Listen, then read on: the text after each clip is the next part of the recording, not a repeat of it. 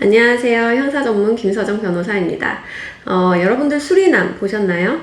저도 수리남을 굉장히 재밌게 봤는데요. 제 직업이 변호사다 보니까 황정민이 담당했던 실존 인물인 조봉행이라는 자가 과연 얼마나 선고를 받았을까가 궁금하더라고요. 궁금해서 검색을 해보니까 한국 출신 마약왕 조봉행이란 사람이 실제로 존재했고 1990년대 말부터 2000년대 초반까지 수리남이라는 지역에서 대규모로 마약 밀매 조직을 운영을 하였다고 합니다. 그래서 한국 국정원, 그리고 미국의 마약 단속국, 그리고 브라질의 경찰관들이 합동 작전으로 2009년에 조봉행을 검거했다라고 해요. 2011년에 그리고 징역 10년과 벌금 1억 원을 선고를 받았고 2016년에 복역 중에 지병으로 사망을 했다고 합니다. 조봉행이 재판을 받았던 정확한 혐의 죄명은 저도 확인할 수 없었지만 당시에 최대 규모인 코카인을 당시 시가로 하나로 1,600억 원어치를 거래했다라고 하는데 마약 수출입과 이제 대량범의 혐의로 재판을 받았을 걸로 추정이 돼요. 수리남에서 극중에서 황정민이 행했던 살인 등의 혐의는 아마 극적 재미를 위해서 과장돼서 가미가 된 것으로 추정이 되고 가령 사실이라고 하더라도 살인의 입증의 문제로 인해서 살인의 혐의는 배제되었을 가능성이 크다고 생각이 됩니다. 여러분들 수리남의 황정민처럼 대량의 마약을 수출입하였다면 과연 처벌 수위 어떨지 궁금하지 않으신가요?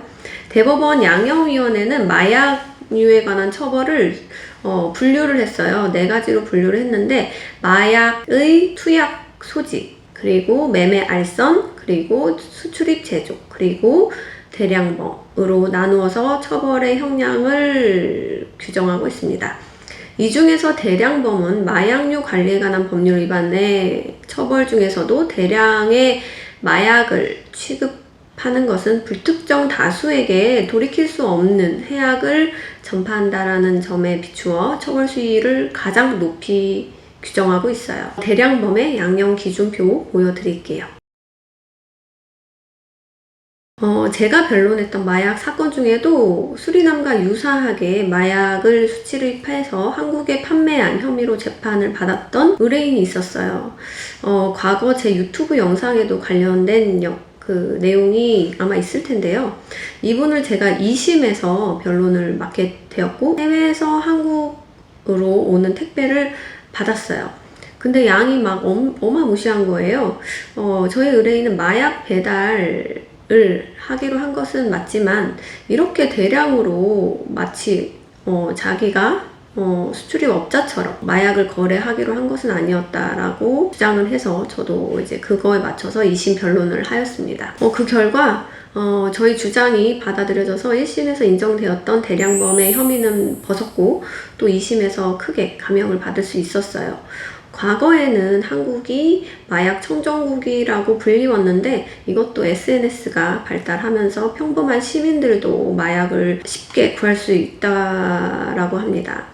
이렇게 마약 구매가 손쉬워지다 보니까 마약 판매상에게 2030 세대가 주 고객이 되었다고 하네요.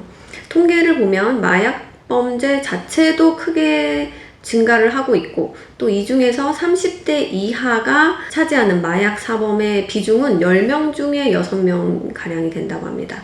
만약에 마약 범죄에 휘말린 분들이 있다면 마약 범죄와 관련해서 무죄, 집행유예, 감형 등의 경험을 보유하고 있는 저희 로펌의 조력을 받아보시기 바랍니다. 감사합니다.